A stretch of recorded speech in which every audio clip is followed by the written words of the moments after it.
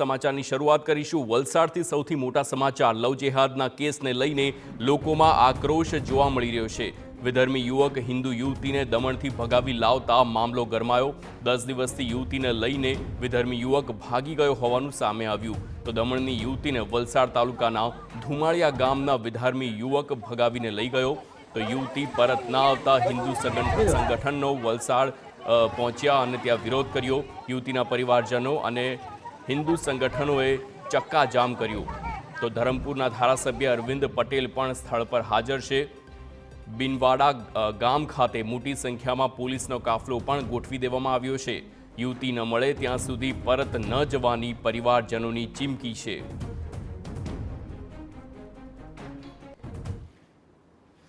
અમારી છોકરી અમારા ઘરથી નીકળી ગઈ, મિસ ક્લાસમાં ગઈ, કોમ્પ્યુટર ક્લાસમાં જતી છે એમ કહીને નીકળેલી હતી, પરંતુ અમે રાહ જોતા એ સાંજ સુધી અમારા ત્યાં આવી નહીં।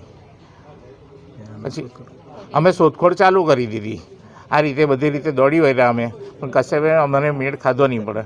પણ જાણવા મળ્યું કે આ તાંત્રિક વિદ્યા અને આ રીતે બધું કામ કરી ને છોકરો મોમેડન છોકરા જોડે નીકળી ગયેલી છે એવી ખ્યાલ આવ્યો।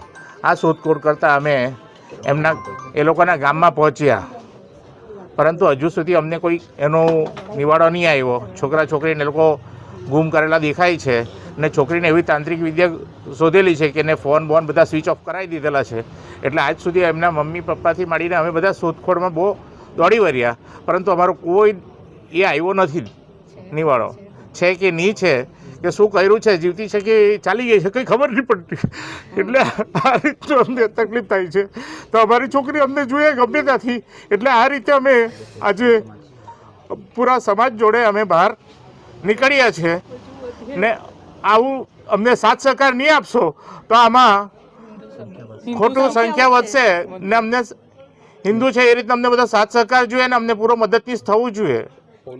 આ છોકરો છે ધુમાળિયા ગામનો છોકરો છે, વલસાડ અંજલાવ ધુમાળિયા કહેવો એ ગામનો છોકરો છે ને મોમેડન છે। અમને અમારી છોકરી જોઈએ, નથી વિશેષ અમને કંઈ જોઈતું નહીં, અમને અમારી ઘરે છોકરી જોઈએ। કીધું કે હવે આજે આપીશું, મળાવીશું, પછી કાલે એમ કીધું। વચ્ચે એક બે ભાઈએ પડ્યા તો એમની જોડે કે વાત કરી તો સમાજના વડીલોને વાત કરીએ એમ કે સમાજના વડીલોને કીધું તો બી હજુ સુધી અમને કોઈ એ વસ્તુનો આન્સર મળ્યા નથી। હજુ સુધી અમને રાહ જોડાઈ રહ્યા છે। છેલ્લે આજે કંટાળીને અમે બધા આ રીતે।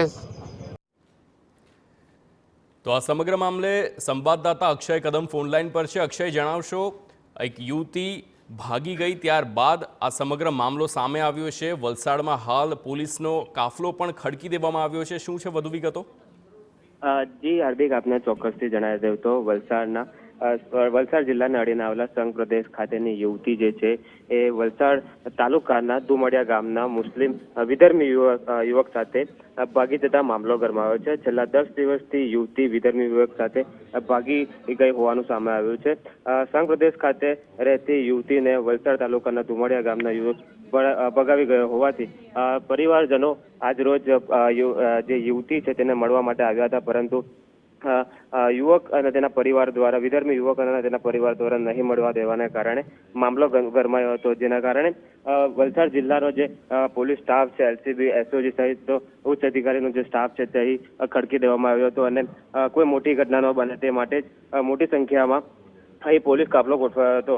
સાથે વાત કરવામાં આવે તો મહત્વનું એ છે કે સંઘ પ્રદેશ જે છે તે કેન્દ્ર શાસિત પ્રદેશ હોવાને કારણે ત્યાંથી જે ફરિયાદ નોંધવામાં આવી હતી તે ફરિયાદને અનુસંધાને ગુમ થયાની ફરિયાદના અનુસંધાને દમણથી જે પોલીસ કર્મીઓ વલસાડ આવવાના હતા તે આવતા મોડું થતા છેલ્લે હિન્દુ સંગઠનો અને યુવતીના પરિવારોમાં રોષ જાગ્યો હતો અને તેઓ દ્વારા રસ્તા ઉપર આવીને સમગ્ર માહિતી બદલ આભાર અક્ષય।